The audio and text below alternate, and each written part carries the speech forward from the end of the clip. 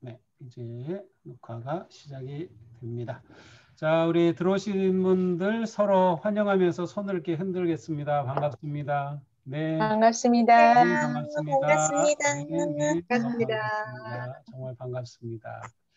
자, 아, 네, 오늘 30명, 29명 들어오셨는데요. 자, 같이 기도하고 시작하겠습니다. 하나님 감사합니다. 오늘 이렇게 또 묵상학교 첫 시간 시작합니다. 이렇게 또 약속한 대로 이 시간에 모두 들어와서 함께 참여하게 하여 주시니 감사합니다. 말씀에 대한 열정과 또 기대와 또 헌신의 마음으로 참여하는 우리 모두와 함께 하여 주셔서 묵상학교를 통하여서 우리가 더욱더 말씀에 가까이 또 하나님 음성을 잘 듣고 또 하나님 기뻐하시는 복된 삶을 살아가는 성숙한 성도들이 다 될 수 있도록 인도하여 주시옵소서. 예수님 이름으로 기도합니다. 아멘. 아멘. 네, 이렇게 묵상학교 1기 오신 여러분들 진심으로 환영합니다. 네, 여기 보니까 아주 다들 세수하셨나 봐요. 얼굴이 너무 예쁘신데요. 네, 화면용으로 다 아주 예쁘게 화장까지 단장 딱 하시고 들어오신 것 같습니다. 정말 네, 좋습니다. 이제 오늘부터 원래는 이제 5주 예정인데요. 우리가 원래는 이제 첫째 주 이 시간에는 우리가 지금 가지고 있는 교재가 성경 묵상 배움 과정이고요. 원래 처음 시작하는 그 처음 과정이 있어요. 그래서 그 처음 과정을 첫날 설명하고 할까 했는데 참여하시는 분들을 보니까 굳이 그렇게 안 해도 곧장 시작해도 될 것 같아요. 그래서 일단은 4주 과정으로 진행될 수 있겠고요. 혹시 더 필요하시다면 한 주는 완전히 실제로 실습하고 나눔만 하는 그러한 주간으로 마지막 5주째는 또 그렇게 할 수도 있겠습니다. 네, 지금 대기자는 더 없으신 것 같고요. 네, 혹시 또 계속 기다리고 계시면 안 되니까. 네, 자, 우리 시작하면서 제가 이제 잠깐 좀 이제 묵상에 관해서 좀 말씀을 하고 이제 우리 교재 보도록 하겠습니다. 아마 우리 가운데서는 이렇게 여러분들 보니까 이미 묵상 잘하고 계신 분들도 계시고요. 또 이렇게 묵상학교 안 해도 되시겠지만 그래도 또 이렇게 함께 오셔서 정말 배움의 열정으로 들어오신 분들도 계시고 그래서 이번 묵상학교를 통해서 또 이미 잘 하시던 분들도 다시 한번 점검하면서 묵상의 삶으로 또 더 깊어지는 그런 기회가 될 수 있기를 바랍니다. 자, 그리스도인이란 어떤 사람일까요? 그리스도인은 누구입니까? 어떤 사람입니까? 라고 묻는다면 뭐라고 대답하실 것 같습니까? 아마 그 답은 뭐 굉장히 많을 것 같아요. 그리고 어떻게 대답하든 그 답은 대체로 다 맞는 답이 될 거라고 생각을 합니다. 하지만 공통적으로 볼 때 그리스도인은 예수님을 주로 믿고 고백하는 사람들이죠. 아니면 예수님이 그리스도다, 구세주다, 메시아이심을 믿고 고백하는 사람들이에요. 그렇다면 그리스도인이라고 하는 그러한 존재는 그리스도를 믿기 이전과 이후가 전혀 다른 존재입니다.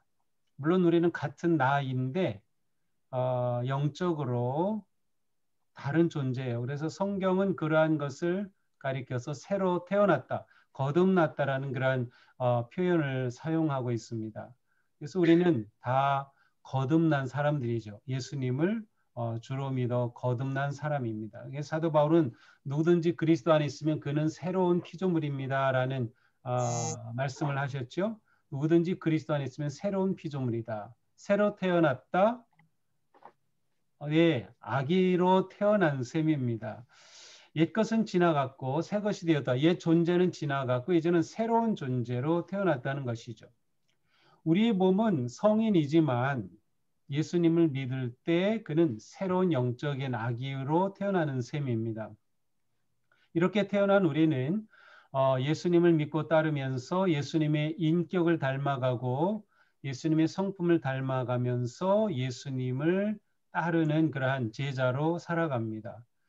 예수님을 따른다고 하는 것은 우리의 삶의 방식과 가치와 기초가 예수 그리스도다라고 하는 것이죠. 이 세상에 살아가는 방식은 다 자기 나름대로 자신의 철학이 있고 생각이 있어요. 그런데 우리가 공통적으로 가지고 있는 것은 그리스도인으로서 우리는 예수 그리스도 중심의 방식을 가지고 살아갑니다. 자, 우리가 이렇게 거듭났다라면 아이로 태어난 셈인데요.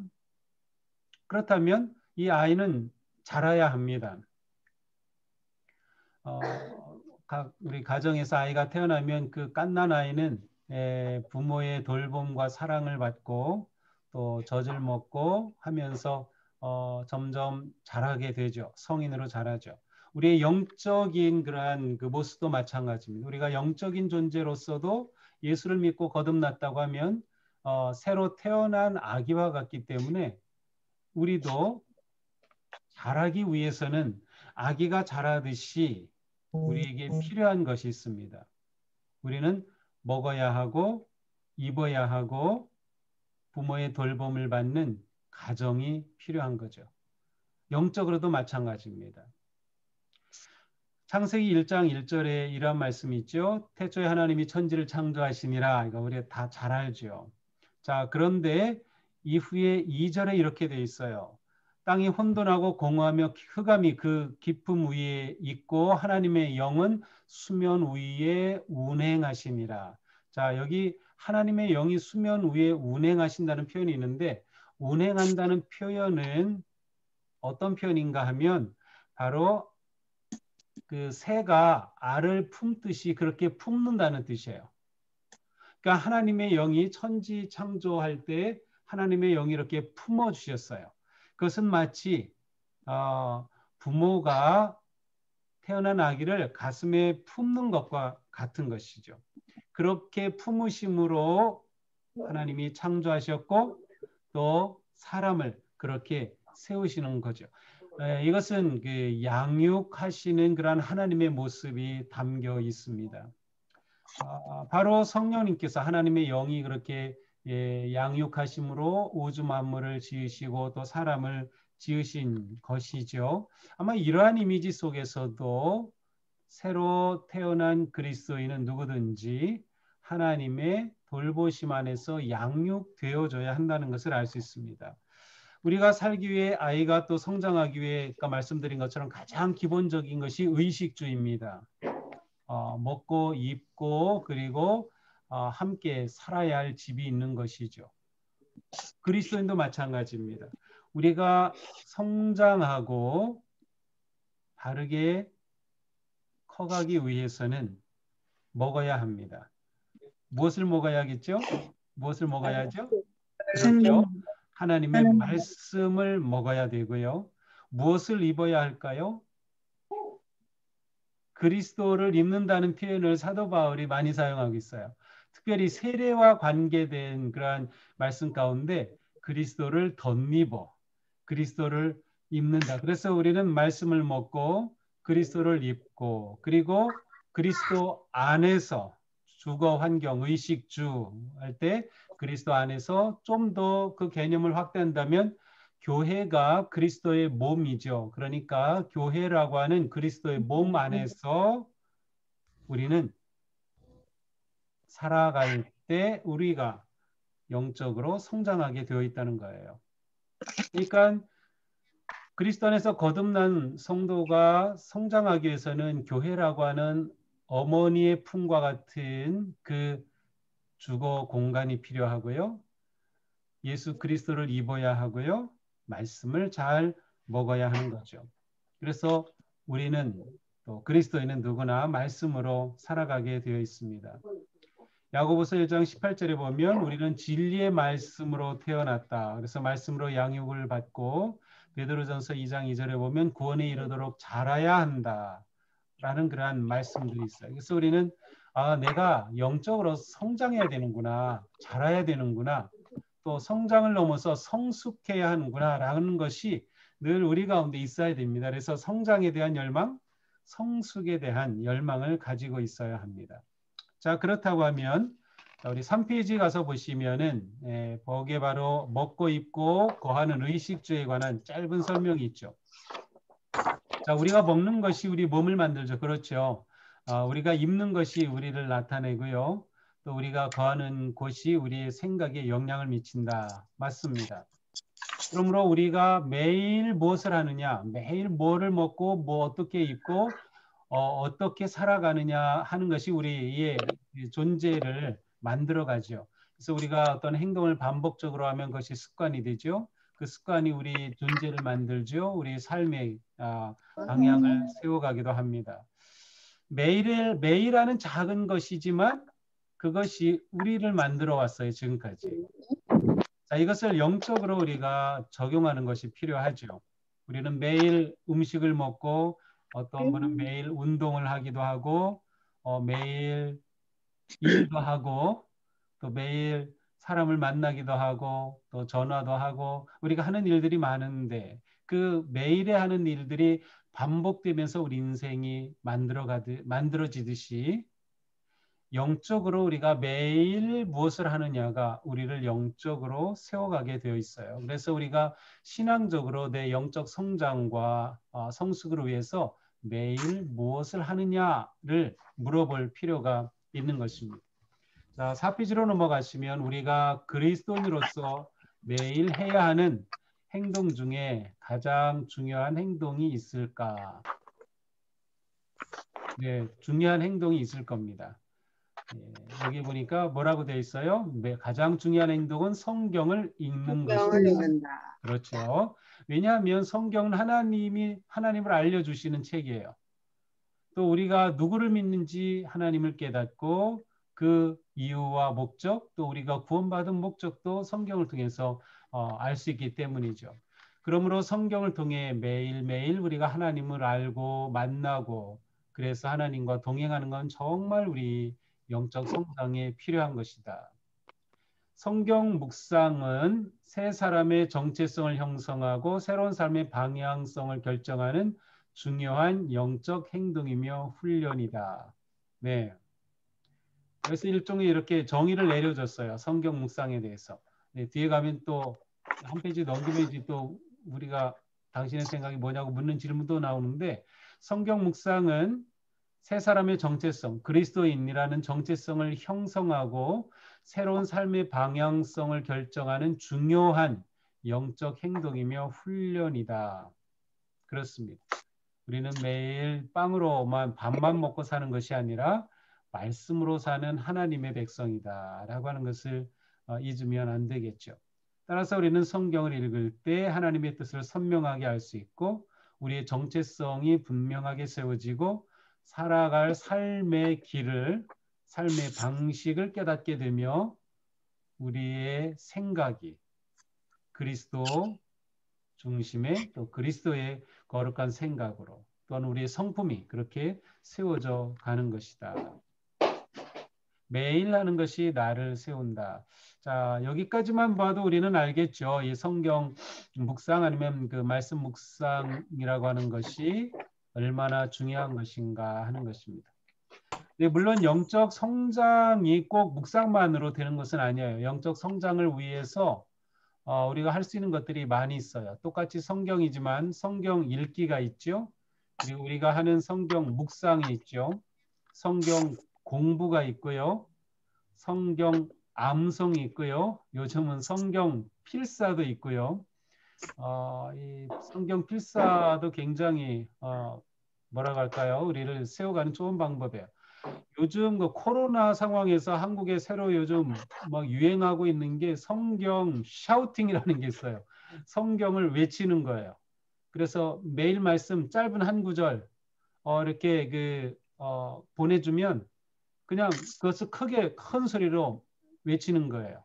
아, 죄송합니다. 지금 예, 한 분이 대기하고 있다고 하는데요. 네. 아유, 윤성희 집사님이 대기 중인데 죄송합니다. 제가 열강을 하느라고 미처 못 봤어요. 네, 들어오셨나 모르겠네. 네, 들어오셨겠죠? 아, 네, 여기 굉장히 중요한 거를 우리 안 했죠? 네.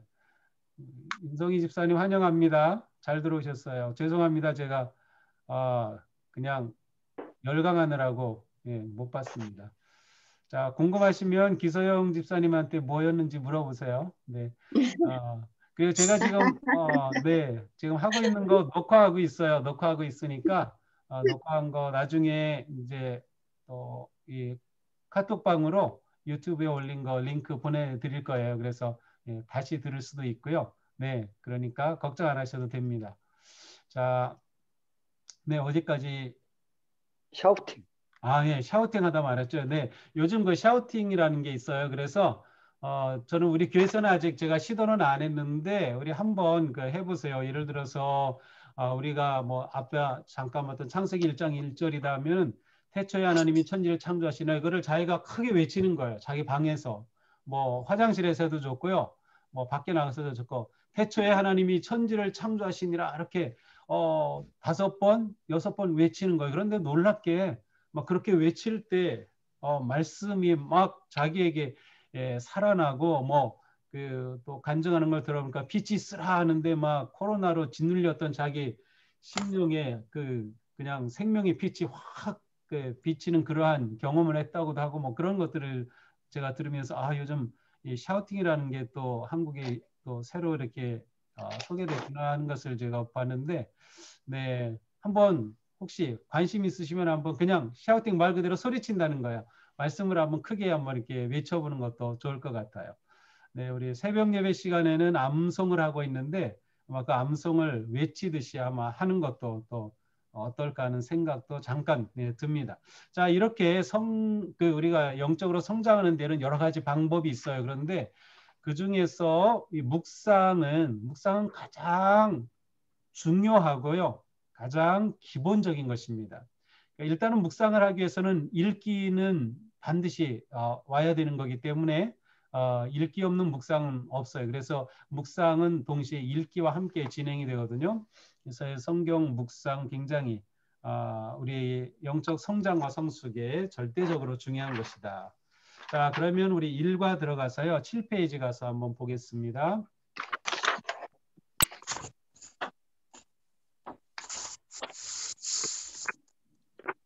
네, 30명 오셨으면 다 오신 거겠죠? 네, 제가 혹시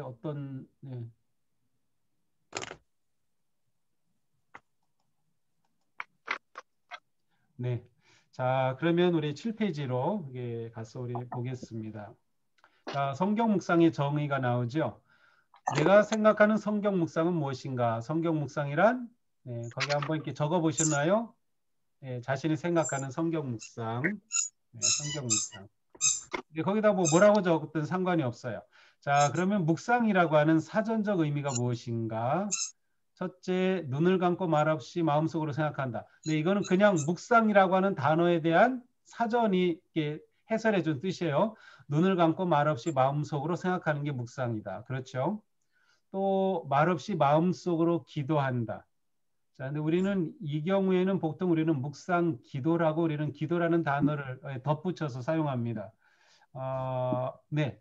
자, 묵상에 그러면은 성경적, 원어적이라고 되는데 성경적 의미가 있어요. 자, 첫 번째는 하가라는 단어인데 하가라고 하는 단어는 뭐 그 밑에 나오는 것처럼 여호수아, 시편, 잠언 여기에 나오는 묵상한다, 읊조린다 그러한 그 단어가 하나 하가입니다. 그건 중얼중얼 되는 겁니다. 또 어떤 경우에는 막 크게 으르렁거린다는 그러한 의미도 있어요. 그래서 뭔가 소리로 드러내는 그것을 이 구약 성경의 그 묵상이라고 번역된 단어가 이런 의미가 있어요. 그러니까 우리 생각보다는 좀 다르죠. 그런데 여기서 중요한 것은 읊조린다라고 할 때 읊조리는 것은 보통 토라 그 성경을 쭉 읽는 것도 있지만 이거보다 더 중요한 의미는 완전히 암송하여서 그것을 입에서 자연스럽게 흘려내보내는 그러한 의미의 읊조림이 여기서는 더 강합니다. 그래서 하가라고 하는 단어, 시아흐라고 하는 단어 있는데 이것은 말하다, 역시 읊조리다, 숙고하다, 생각에 잠기다. 이것은 좀 더 생각하는 쪽에 무게가 있는 단어입니다. 자, 묵상이라고 하는 일반적인 사전적인 의미와 성경이 말하는 묵상이라는 단어의 뜻을 우리가 봤는데요. 자, 이 두 단어의 공통점, 그러니까 사전적 의미와 성경적 의미의 공통점과 또 서로 다른 점이 있습니다. 자, 공통점은 무엇일까요?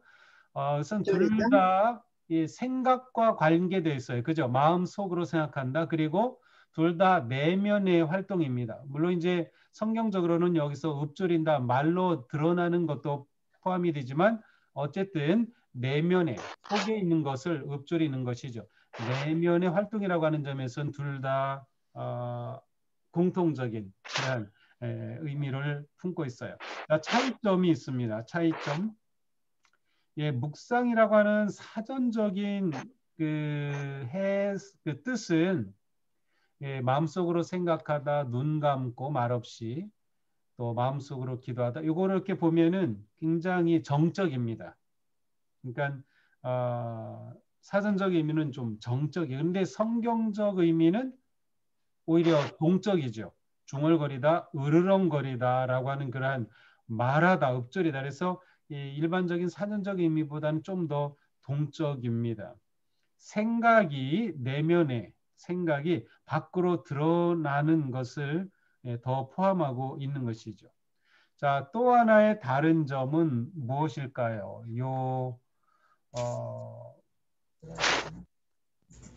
이 시편 여호수아 성경의 묵상이라고 하는 단어와 함께 나오는 단어가 있는데 이게 뭔지 혹시 떠올려 있을 수 있겠어요?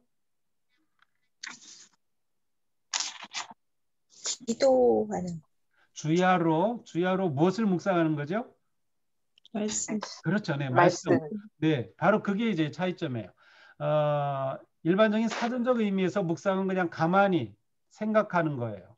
마음속으로 말없이 그냥 잠잠히 있는 것인데 성경적인 이 묵상은 중요한 것은 묵상의 대상이 있다는 거예요. 묵상의 대상. 그것이 곧 말씀입니다. 자, 이러한 점에서 우리 그리스도인의 묵상과 다른 종교, 특별히 불교나 이러한 종교의 명상과는 여기서 가장 큰 차이점이 있습니다. 좀 쉽게 말하면 불교 같은 경우는 명상을 하고 하면서 내 마음을 비우는 쪽이죠. 비우는 거예요. 그런데 우리의 묵상은 비움으로 끝나는 것이 아니라 그 비운 자리에 말씀으로 채우는 겁니다.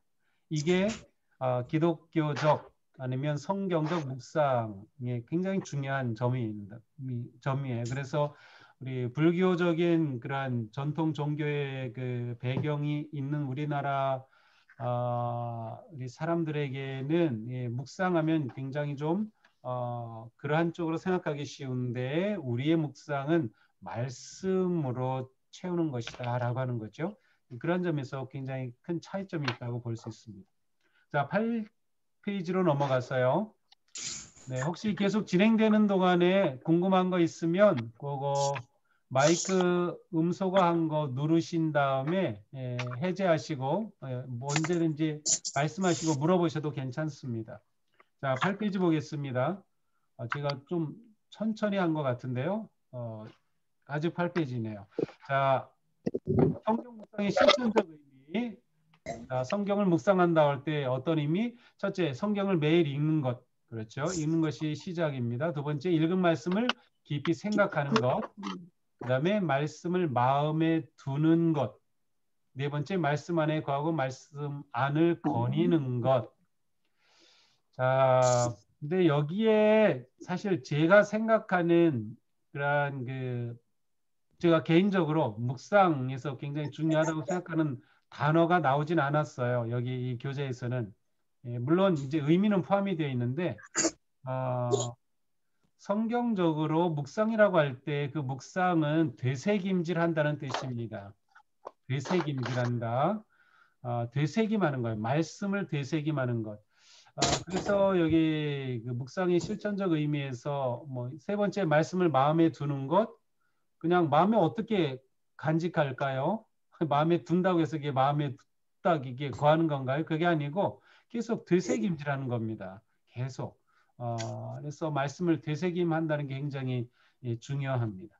자, 시편 119편 11절 그 밑에 말씀을 보니까 내가 주께 범죄하지 아니하래요. 주의 말씀을 내 마음에 두었나이다. 자, 여기 보죠. 말씀을 마음에 두었습니다. 말씀. 우리의 묵상은 말씀으로 채우는 것입니다.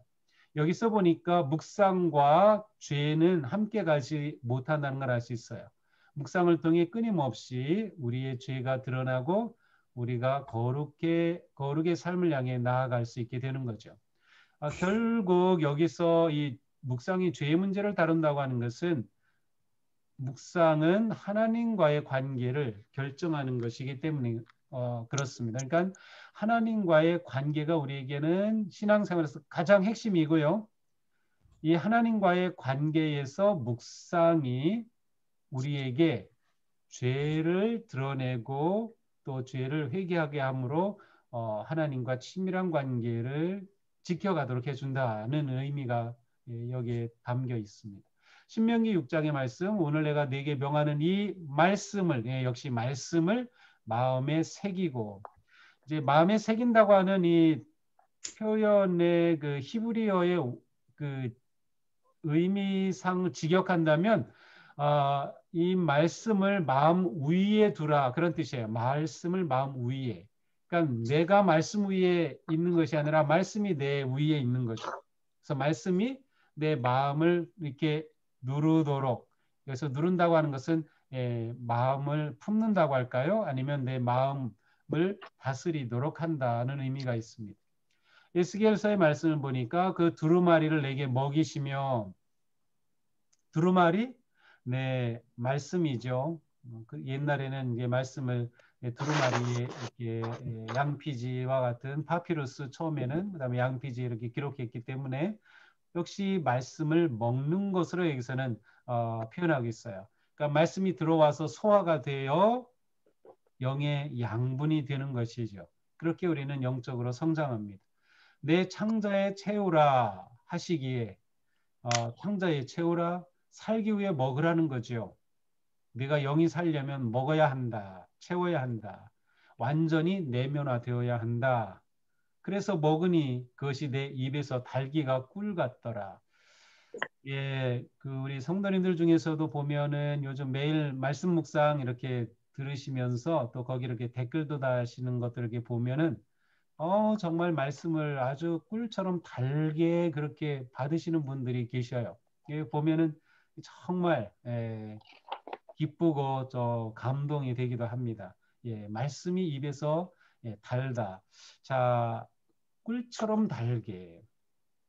여기서 입에서 꿀처럼 달다. 물론 여기서 이제 먹는다는 이미지를 사용했기 때문에 입에서 달다라는 표현을 이렇게 했는데, 자, 앞에서 제가 말씀드린 거하고 연결시켜서 내가 말씀을 암송하는데 그 말씀이 내 입술에서 웅얼거리면서 읊조리게 되죠.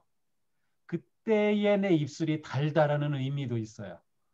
네, 그러니까 단지 말씀을 먹는다는 이미지로서 달다라는 표현도 있지, 의미도 있지만 여기서 입에서 읊조림이 꿀같이 달달한 그러한 의미도 여기 함께 포함이 되어 있습니다. 자, 요한복음 15장 너희가 내 안에 거하고 내 말이 너희 안에 거하면 내 여기서 거한다는 것은 산다는 거죠. 산다는 거. 마음이 말씀이 주님의 내 말이 주님의 말씀이 우리 안에서 살게 될 때 원하는 대로 구하라 그러면 이루리라. 이것처럼 놀라운 약속의 말씀이 어디 있을까요? 말씀이 내 안에서 살면 내가 구하고 원하는 것은 자연스럽게 다 주님이 원하시는 것이겠죠. 예, 그 모든 것을 이룰 수밖에 없습니다.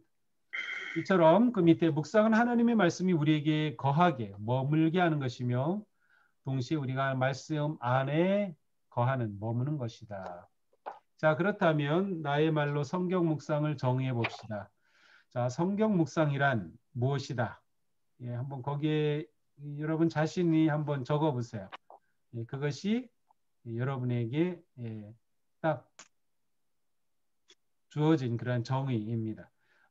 누가 야, 성경 묵상 학교 어땠어? 그러면 묵상이 뭐야? 그러면 딱 이거 얘기해 주시면 돼. 아, 묵상은 바로 이거야. 네, 여러분이 거기다 한 줄로 한번 이렇게 요약해 보시기 바랍니다. 자, 9페이지 넘어갑니다. 성경 묵상의 유익함이 무엇일까요? 자, 첫 번째 성경 묵상의 유익함은 하나님과의 만남과 사귐입니다. 하나님과 만나고 하나님과 사귄다. 예, 사귄다는 표현이 정말 좋죠. 하나님과 사귀는 관계 얼마나 아름다운가요? 자, 어떻게 이렇게 하나님과 만나고 사귀게 될까요? 예, 작은 1번 말씀하시는 하나님. 하나님은 말씀하시기 때문에 그래요. 하나님은 말씀하시기 때문에 말씀을 통해서 우리는 하나님과 만나는 거죠. 성경에서 가장 먼저 가장 많이 나타난 하나님의 모습은 말씀하시는 모습. 태초에 하나님이 천지를 창조하시니라 하나님이 이르시되 말씀으로 창조하셨죠. 말씀으로 새롭게 하시죠. 자, 히브리서 1장의 말씀도 보니까 우리 조상들에게 말씀하신 하나님이 아들을 통하여 우리에게 말씀하셨으니 또 그로 말미암아 모든 세계를 지으셨느니라. 하나님을 말씀하신 하나님으로 해서는 표현하고 있죠. 우리에게 말씀하셨다. 그렇게 말씀하심으로 모든 세계를 지으셨다라고 성경은 기록되어 있습니다. 자, 두 번째로 말씀으로 자신을 알려주셔요. 자, 사무엘상 말씀 보니까 여호와께서 실로에 다시 나타나시되 여호와께서 실로에서 여호와의 말씀으로 사무엘에게 자기를 나타내시니라. 네, 하나님이 사무엘에게 나타나실 때 말씀으로 나타내셨어요. 그러니까는 눈에 보이게 이렇게 시각적으로 나타나시는 것이 아니라 하나님의 말씀이 들려져서 그것이 사무엘에게 하나님이 나타나신 바가 된 거죠. 자, 그렇다면 우리는 무엇을 통해 하나님을 알 수 있나요? 말씀을 통해. 그렇죠.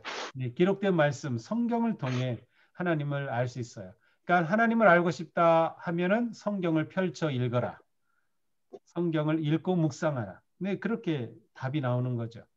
우리는 말씀을 통해 하나님을 알 수 있다. 자, 그 밑에 말씀을 가장 정확하고 바르게 알 수 있는 방법이 무엇일까요? 죄송합니다. 하나님을 가장 정확하고 바르게 알 수 있는 방법 역시 성경을 묵상하고 읽는 것입니다. 그것이 하나님을 정확하고 바르게 이해할 수 있는 방법입니다. 자, 세 번째로 10페이지로 넘어가면 말씀을 이루시는 하나님이다. 말씀을 이루시는 하나님. 자, 지금 우리는 성경 묵상의 유익함을 보고 있습니다. 성경 묵상의 유익함의 첫 번째는 하나님과 사귀고 하나님과 만나는 것이다. 어떻게 말씀을 통해 만나는가? 하나님은 말씀하시는 분이고 말씀으로 자신을 알려주시는 분이기 때문이다. 그리고 말씀을 이루시는 분이기 때문이다. 자, 이사야서 55장에 보니까 내 입에서 나가는 말도 이와 같이 헛되이 내게로 돌아오지 아니하고 나의 기뻐하는 뜻을 이루며 내가 보낸 일이 형통함이니라. 내 입에서 나가는 말도 하나님의 입에서 나오는 말, 하나님의 말씀으로 하나님의 뜻을 이루고 하나님이 보내신 일을 형통하게 하신다. 말씀을 하실 뿐만 아니라 말씀을 이루어요. 하나님의 말씀에는 무엇이 담겨 있냐면 약속이 담겨 있습니다. 따라서 하나님은 말씀하시고 말씀에 포함된 약속을 이루시는 분이세요. 이게 굉장히 중요하죠. 그러면 하나님이 무슨 약속을 주셨는지 말씀을 보지 않고서는 우리가 알 수가 없어요. 말씀을 통해 우리는 하나님이 주시는 약속을 잡을 수 있고 말씀을 이루시는 하나님을 우리가 만나게 된다. 자, 말씀 자체이자 말씀하시는 하나님은 기록된 하나님의 말씀인 성경을 통해 자신을 알려주신다. 과거에 그랬을 뿐만 아니라 지금도 계속해서 말씀으로 양육하고 가르치신다. 또 말씀하신 대로 이루시는 능력과 신실함을 가지신 분이기 때문에 말씀을 반드시 이루시는 분이시다. 이 하나님을 알 수 있는 가장 좋은 방법이 성경 묵상이다. 자, 성경 묵상이 이렇게 중요한데 이 성경 묵상하면은 부담이 되시죠. 아니실 수도 있겠지만 그런데 여기 이렇게 부담스러워하는 이유가 성경 묵상을 숙제로 여기기 때문이다. 그게 아니라 숙제가 아니라 교제다. 자, 교제 누구와의 교제죠? 그렇죠. 하나님과의 교제. 하나님과의 교제예요. 하나님과 사귐이라 그랬죠. 자, 그러니까 우리가 이제 묵상할 때 우리 생각을 좀 바꾸면 좋겠어요. 내가 묵상하는 때 내가 이걸 통해 가지고 뭐를 막 깨닫고 뭐를 막 하고 그거는 두 번째. 그냥 이 묵상을 통해 내가 이 말씀을 매개로 해서 하나님과 사귀는 것이다. 내가 이 말씀을 통해 하나님의 음성을 오늘 어떻게 들을 수 있을까 하는 그러한 마음으로 묵상을 하면 묵상이 쉬워지고 또 재밌어지고 의미 있게 다가올 것 같습니다. 자, 거기 보니까 성경 묵상이란 날마다 날마다 말씀과 기도를 통해 하나님을 인격적으로 만나 교제하는 일이다. 성경 묵상이 단순히 성경 지식을 늘리고 성경의 지시를 받는 것이 아니라 말씀하시는 하나님을 만나고 사귀는 것이라는 사실을 잊지 말아야 한다. 네, 요즘이야 뭐 스마트폰 있고 카톡 있고 뭐 전 세계적으로 카톡이 뭐 다 퍼져 있어 가지고요. 뭐 예를 들어 지금 그 말레이시아의 그 엠마오 가는 길 동아시아 지역의 디렉터가 계신데 그분이 요즘 카톡으로 저하고 연락을 주고받아요. 그리고 또 몇 년 전인가 베트남에 갔는데 거기서도 카톡을 가지고 이렇게 서로 연락하면서 몇 시까지 어디로 택시 와주세요 그러면 그 택시 기사 카톡 가지고 연락받고 오고 막 그러더라고요. 그 전에는 전화를 했지만 전화는 또 그 국제 전화는 굉장히 비쌌죠. 근데 제가 그 처음 미국 갔을 때 아내하고 약혼하고서 미국을 갔는데 그때는 정말 그 전화 한 번 하면은 1분에 5불 막 그렇게 되니까 뭐 유학생이 전화도 할 수 없고 그냥 편지만 했어요. 근데 편지를 받으면은 그 편지가 닳고 뚫어지도록 계속 읽는 거예요. 네? 왜 그럴까요? 네, 편지를 읽으면 아내와 그렇게 교제를 하는 거죠. 아내와 교제를 하는 거예요. 그러면 편지 써서 보내고 또 답장하고 그런데 편지를 너무 많이 써가지고 답장 받고 답장하는 게 서로 계속 어긋나고 막 그랬던 기억이 나요. 근데 그래서 저는 이제 이 묵상을 하나님과 연애 편지를 주고받는 것으로 이렇게 생각하면 이 묵상이 굉장히 우리에게 감미롭고 정말 행복한 시간이 될 수 있겠다라는 생각을 하곤 했습니다. 자, 두 번째 성경 묵상의 유익함 두 번째입니다. 영적 성장과 성숙입니다. 자, 첫 번째는 뭐였어요? 하나님과의 만남과 사귐. 두 번째는 영적 성장과 성숙입니다. 거듭난 그리스도인의 생존과 성장. 아까 말씀드린 것처럼 우리가 처음 예수님을 믿고 태어났다는 것은 아기와 같은 존재죠. 그런데 우리는 잘 먹어야 잘하게 되는데 이 영적 성장과 성숙이 바로 성경 묵상이 주는 유익함입니다. 거듭난 그리스도인의 생존과 성장. 자, 베드로전서 2장에 보니까 갓난아기들 같이 순전하고 신령한 젖을 사모하라. 순전하고 신령한 젖을 사모하라. 자, 아기가 젖을 먹고 자라야 하듯이 거듭난 성도는 말씀을 먹고 자라게 되는 것이죠. 갓 태어난 아기는 당연히 젖 없이는 생존할 수 없습니다. 우리에게는 신령한 젖인 하나님의 말씀이 있다. 자, 그러나 히브리서 5장의 말씀은 이거보다 좀 한 단계 더 나가죠. 이게 뭐라고 돼 있어요? 하나님의 말씀의 초보에 대하여. 자, 초보는 젖을 먹어야 하는 사람이에요. 이렇게 젖을 먹어서 점점 자라게 되면 이제 점점 단단한 음식도 먹게 되죠. 이유식도 먹고 하면서 이제 엄마 아빠가 먹는 음식 같이 먹게 되는 거죠. 바로 여기서는 단단한 음식이라고 표현하고 있네요. 어린아이의 의의 말씀을 경험하지 못한 자요 단단한 음식은 장성한 자의 것이니 그들은 지각을 사용함으로 연단을 받아 선악을 분별하는 자들이니라. 자, 단단한 음식은 여기서 무엇을 말하는가 하면 지각을 사용함으로 얻게 되는 말씀이 단단한 음식이에요. 그러니까 그냥 쉽게 우리가 은혜 받는 말씀이 있는가 하면 지각을 사용함으로 깨닫게 되는 말씀들이 있어요.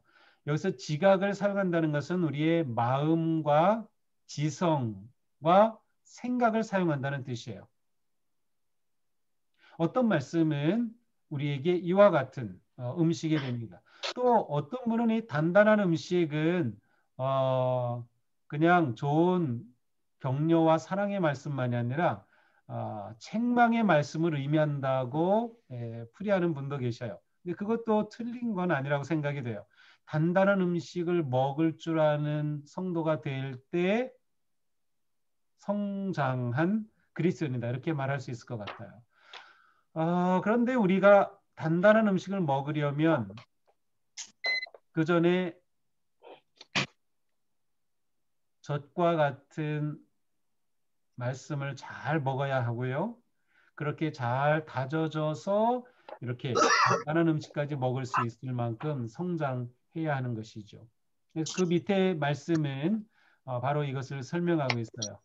젖은 처음에는 필요하지만 평생 젖만 먹고 살 수는 없다. 하기야 그래 우린 평생 젖을 먹고 있죠. 저도 우유를 먹고 사니까요. 평생 우유를 먹고 사는데 그것만 가지고는 살 수 없어요.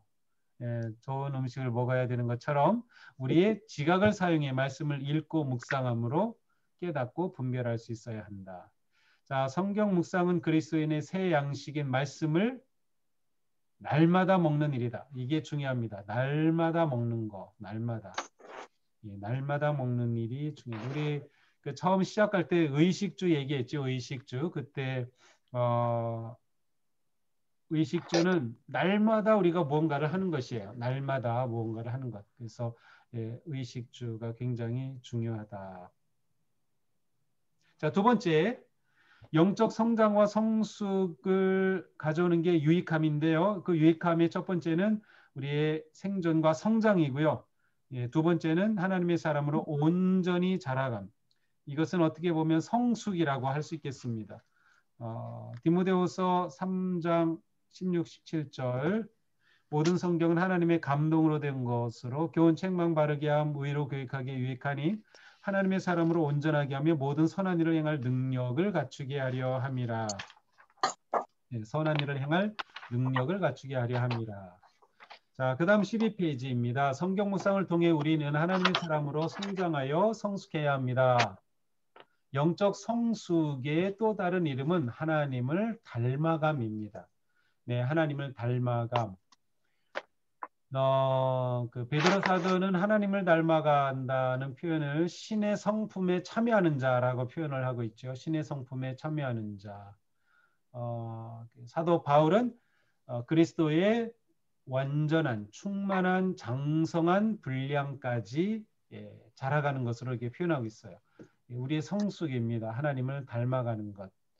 자, 닮아가는데 필요한 것이 바로 디모데전서 후서 3장 16절에 나온 것이죠. 교훈 책망 바르게 함 의로 교육하게 하는 이러한 것들을 통해서 우리가 점차 하나님을 닮아간다. 우리의 내면의 변화가 일어나고 그 내면의 변화를 통하여 외적인 능력이 나타나는 거죠. 선행의 능력이 나타나는 것. 그런 삶을 살아가는 것입니다. 자, 세 번째로 성경 묵상의 유익은 하나님의 인도와 보호하심. 말씀을 통한 하나님의 인도하심. 자, 말씀이 우리의 인생을 인도하신다. 어디로 인도하냐면 하나님이 원하시는 방향으로 인도하셔요. 하나님의 뜻의 곳으로 하나님의 뜻의 자리로 인도하신다. 하나님의 뜻의 자리로. 자, 시편 119편의 말씀, 주의 말씀을 열면 빛이 비치어 우둔한 사람들을 깨닫게 하나이다. 시편 119편 105절, 주님의 말씀은 내 발의 등이요 내 길의 빛이니이다. 이사야서 48장, 나는 네게 유익하도록 가르치고 너를 마땅히 행할 길로 인도하는 네 하나님 여호와라. 무엇으로 인도할까요? 말씀으로 인도하시는 거죠. 그래서 말씀이 우리 길을 비추는 등이다. 빛이다. 하나님의 인도하심이다라는 거죠. 발의 등이라고 하는 표현은 조금 좀 생각해 보면 재미있는 것이 여기서 등이라고 하는 것은 그 랜턴 아니면 옛날에 우리의 그 호롱불 여기 호롱불 아래서 공부해 보신 경험 있으시죠? 아직 여기 계신 분들 중에 거의 있으실 것 같은데 저도 호롱불에서 초등학교 때는 호롱불에서 공부 전기가 없어가지고 또 양초 켜놓고 하다가 항상 머리 끄슬리고 막 그랬는데 여기서 발에 등불이다라고 할 때의 등은 바로 앞에밖에 못 비춰요. 그 자동차의 빔처럼 멀리 비추는 게 아니라 앞을 비춰요.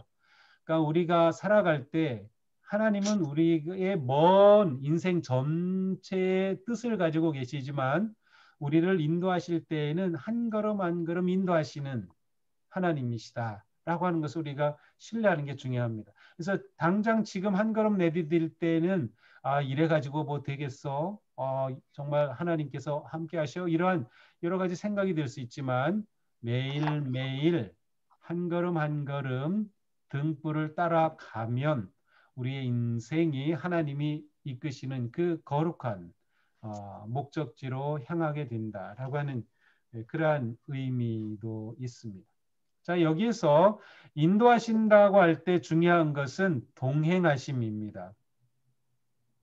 하나님께서는 우리와 동행하시는데 말씀으로 우리와 동행하신다는 거예요. 이게 굉장히 중요합니다. 그러니까 하나님이 나와 함께 계셔라고 물을 때에 우리는 뭐를 추가로 물어봐야 하는가 하면 나와 함께 하시는 하나님을 위해 내가 말씀을 읽고 묵상하고 있어? 이렇게 물어봐야 합니다. 하나님이 말씀으로 우리와 동행하시기 때문이죠.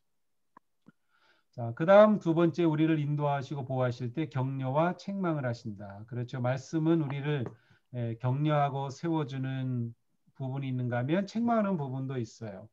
자, 여호수아 1장 7, 8절입니다. 좌로나 우로나 치우치지 말라.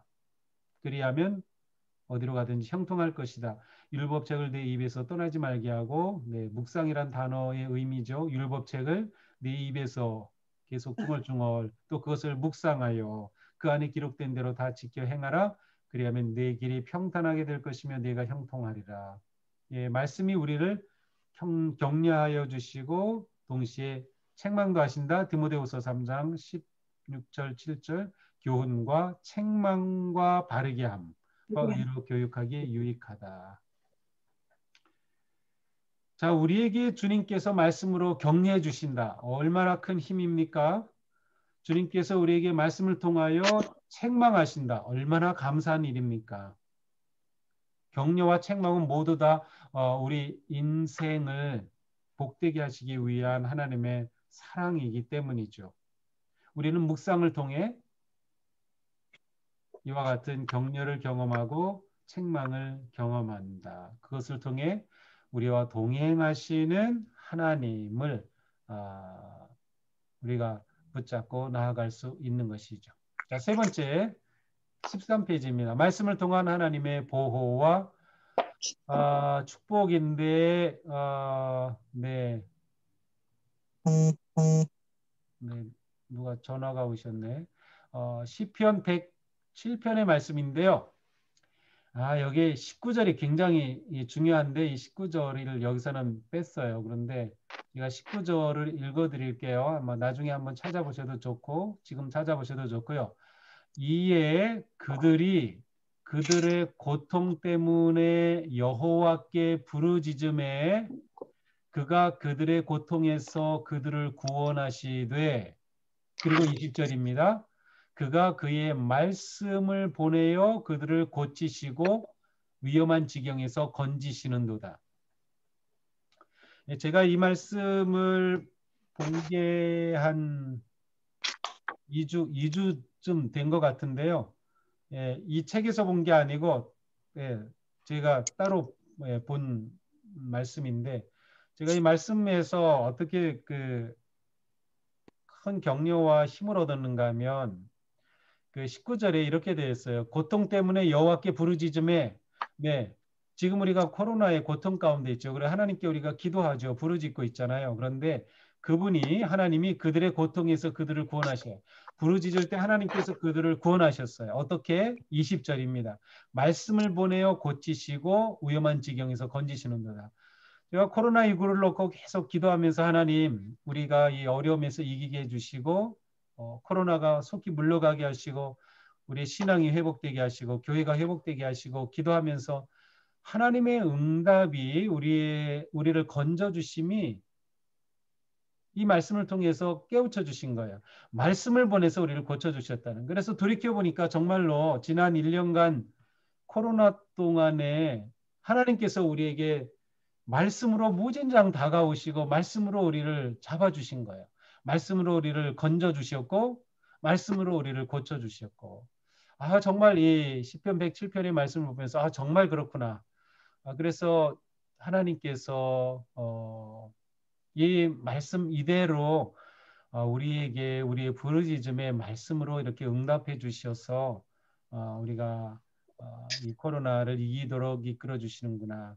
만약에 코로나가 없었다고 하면 지금처럼 우리가 이렇게 말씀을 사모하고 또 말씀을 가까이 할 수 있었을까 하는 생각을 해보면서 하나님이 말씀으로 우리를 고치시고 건져주신다는 말씀이 정말 진리임을 다시금 경험하고 또 생각했던 말씀이에요. 자, 히브리서 1장 말씀에도 이는 하나님의 영광의 광채요 그 본체 형상이시라 그의 능력의 말씀으로 만물을 붙드시며 죄를 정결하게 하는 일을 하시고 높은 곳에 계신 지극히 크시니 우편에 앉으셨느니라. 자, 하나님께서 우리에게 응답해 주시는 아주 중요한 루트, 길이 바로 말씀이라는 것을 우리가 봐야 해요. 그러니까 우리가 위기와 어려움에 처할 때마다 더욱 말씀을 잡아야 한다. 더욱 말씀을 잡아야 한다. 그리고 여기 지금 듣고 있는 분들 막 이러한 삶을 지금 살고 계시리라고 믿어요. 말씀으로 우리가 계속 새 힘을 얻고 말씀으로 소망을 가지고 그렇게 지금 우리가 이기고 있는 것이죠. 신명기 10장 13절 내가 오늘 내 행복을 위하여 내게 명하는 여호와의 명령과 규례를 지킬 것이 아니냐. 네, 이 말씀도 우리에게 정말 격려가 되네요. 하나님께서 우리에게 주시는 명령과 규례가 우리의 행복을 위해서라는 거예요. 우리는 하나님의 명령과 규례가 굉장히 부담스럽게 느낄 수 있어요. 이 말씀대로 내가 살지 못하고 이 말씀이 또 부담이 되고 막 그럴 수 있는데 그것은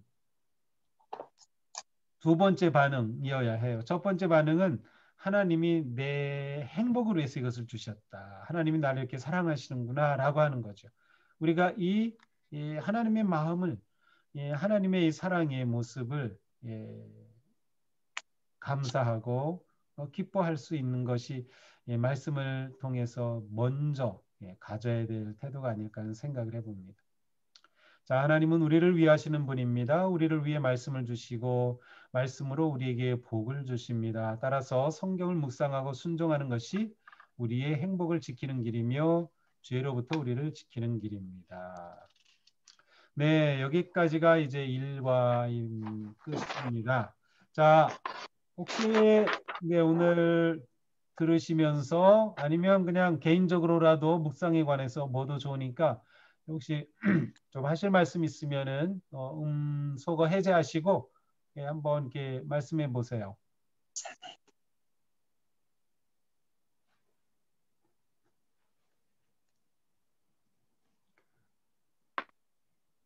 주무시고 계신 건 아니죠? 네네.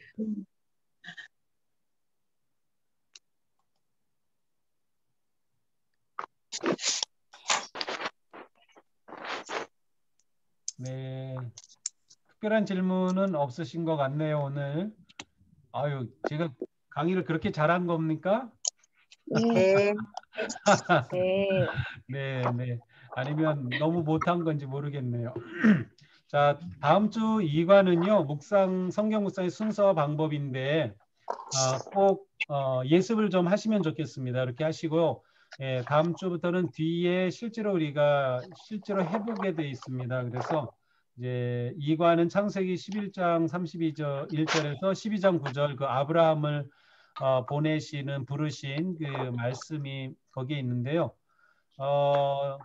한번 그냥 이게 뭐 숙제 제가 검사 안 하니까요. 마음 편하게 그대로 쫙 한번 하신 다음에 또 한번 이렇게 기록해 보세요.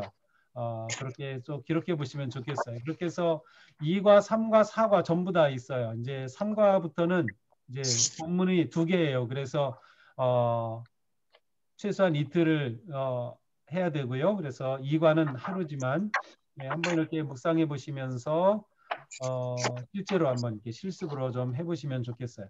이렇게 해보시면서 이런 건 좀 어렵다, 이런 건 좀 쉽다, 이거 이렇게 하면 좋겠다. 혹시 그런 아이디어가 있어도 좋겠고요. 그래서 어떻게 하든 네, 그냥 일단은 하시는 게 중요합니다. 해보니까 너무 좋아가지고 3과 4과도 하고 싶으세요? 예, 하세요. 괜찮아요. 예, 4과까지 미리 다 보셔도 좋고요. 다 보신 다음에 또 다시 복습해도 좋습니다. 사실 그 공부 잘하는 사람은 예습 복습을 잘하는 거거든요. 그러니까 예습도 하시고 네, 복습도 다 하시면 정말 좋을 것 같습니다. 자, 오늘 또 이렇게 참여해 주셔서 정말 감사하고요. 이렇게 여러분의 말씀에 대한 그 열정이 너무 좋습니다. 또 이렇게 보니까 부부가 같이 듣고 계신 분도 있는데 너무 보기 좋으네요. 너무 보기 좋아요.